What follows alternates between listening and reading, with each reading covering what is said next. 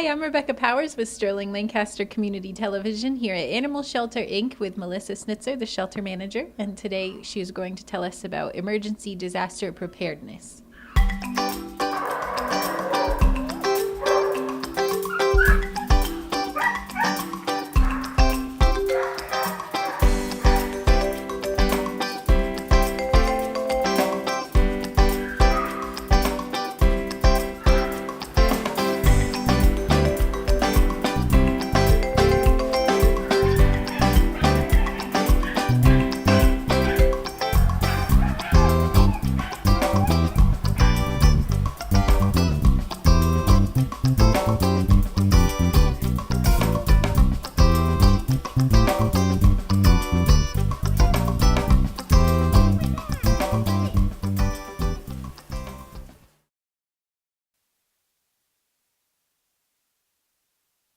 This is Peanut.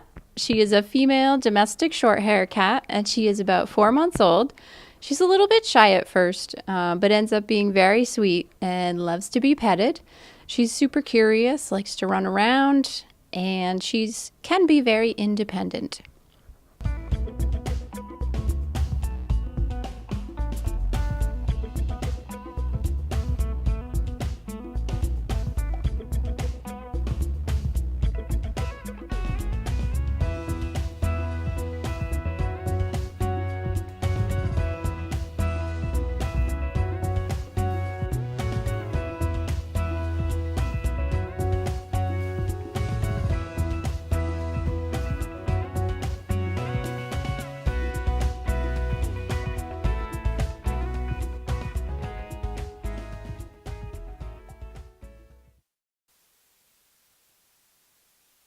This is Boomer. He's a male domestic long-hair cat, and he is about 4 months old. He is friendly and has 3 litter mates here that are also looking for homes.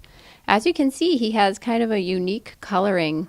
He is a black cat, but he has a gray tail and white whiskers. And he is also a very curious kitten.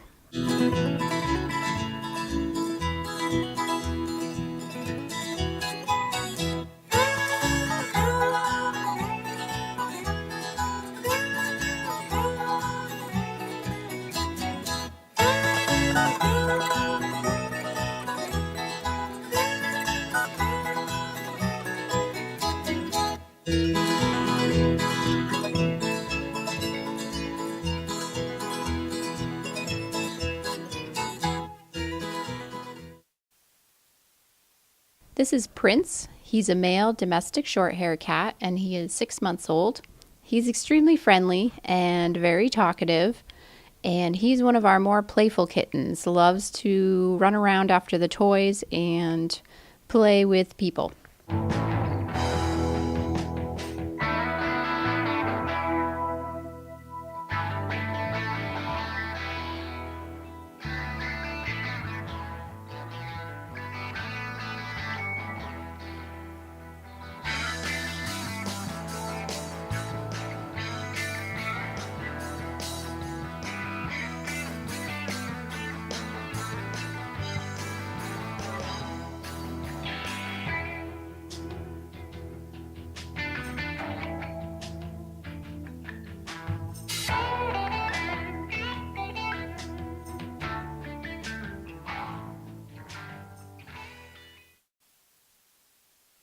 This is Gizmo. He's a male domestic medium hair cat, and he is 7 years old.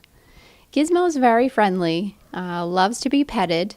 He was an owner surrender to us, so the people who found him had him for a couple of weeks and then could not keep him. He has this interesting haircut because he did have fleas when the people found him, so they decided to shave him, but he has been treated for his fleas and he is flea-free now. They also wrote that he does seem to like other animals.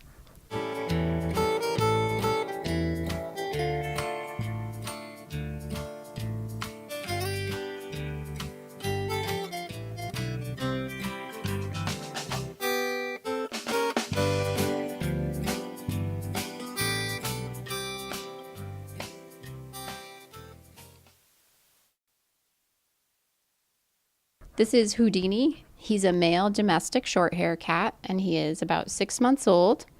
He is friendly, active, curious, talkative, and he does have a sibling here also. He's sort of your typical happy, friendly kitten.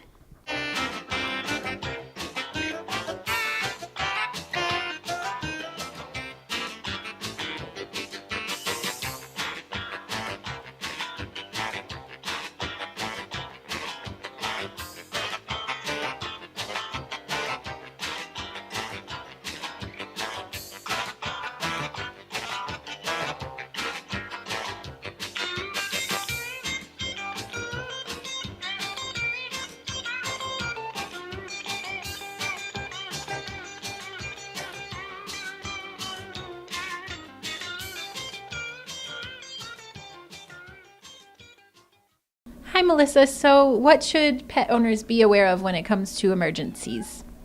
Well, we've had a couple of hurricanes recently. We're in hurricane season right now. Even though they don't normally affect us as much as they do other parts of the country, you never know when a disaster could strike, and you may need to evacuate your home and bring your animals with you. So it's a good idea to have things prepared for when things like this happen, because when you're in the moment, you could be rushing around and forget things.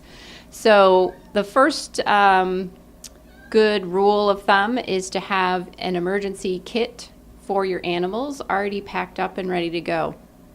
An emergency kit for your pets should include things like enough food for 2 weeks, a crate. Whether you have a cat or a dog, it's a good idea to have a crate with you. Medications that your animal might take, you want to have a supply of those with you. Bowls for food and water, and also an extra leash and collar to bring with you in a pinch. So have that kit ready in case you have to leave your home quickly. What you always want to do too is make sure that your animal's microchip and ID tags are all up to date. A lot of people kind of slip on the microchip information. They get the pet chipped either when they adopt it or when they go to the vet, and they just kind of leave the original information on there. You want to make sure that you're regularly updating that if you change your phone number or if you move, things like that. In a situation where there's kind of potentially chaos going on, your pet could lose a collar that has identification on it, so the microchip may be their only chance of being reunited with you. And another thing that is a good idea to do is to figure out where you can go in an emergency situation before an emergency happens. There will be probably shelters available if it is a natural disaster type situation, or if you have a friend or family member that lives not in the area that the disaster is happening. Just sort of make plans ahead of time so that you know where you can go with your pets if something should happen. If you have no other option but to go to a temporary shelter, privately run shelters such as potentially like at a church or at a school or something like that, or at a hotel, may not take your dog or your cat in with you. Federally run shelters will take your dog or your cat in with you. So check on that information if you can ahead of time, where shelters will be should a natural disaster strike. It's always a good idea to have pictures of your pets. You can put them in the emergency kit, and you can also have them somewhere else that you can grab if necessary. And the best thing to do is have actual physical photos of your pets.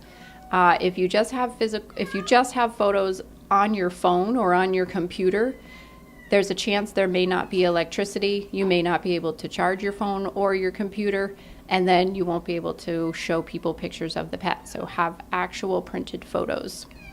And you always want to make sure that you have copies of your pet's records, their medical records.